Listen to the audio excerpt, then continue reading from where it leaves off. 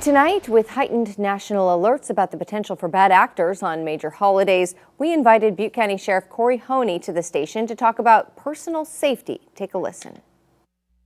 Butte County Sheriff Kory L joins us now. It's New Year's Eve. It's a night, everybody's excited. We're happy about it. A lot of people will be going to bars or large parties, but situational awareness is pretty important in this day and age. Yeah, I wholeheartedly agree. I think situational awareness is important anytime, but in particular on holidays where you're going to be in large crowds, where people are going to be consuming alcohol. You need to be aware of your surroundings. Keep an eye on what people are doing. If things start getting out of hand, make sure that you have got a strategy to get yourself safe.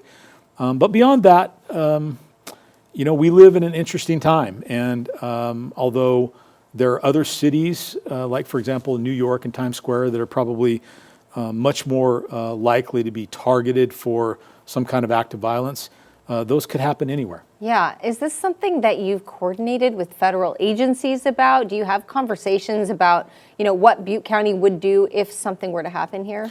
Yeah. So a lot of those bigger agencies, federal agencies, are going to be focused on those more likely areas, big cities, big events, and things like that.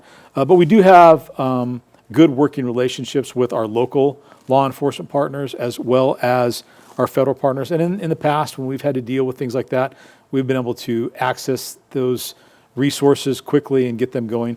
But at the end of the day, I think it's always good for everybody to understand that, tragedy or violence can occur any location, especially when you have large groups of people, and we need to be aware of that. I've heard some people say they thought they saw a weird warning sign or something, but they didn't want to inconvenience law enforcement. They didn't want to overblow something, and so they didn't speak up. Yeah. Would you rather have somebody just call? I appreciate that, and I understand that desire to not burden it, or maybe you're not sure how it's going to be received.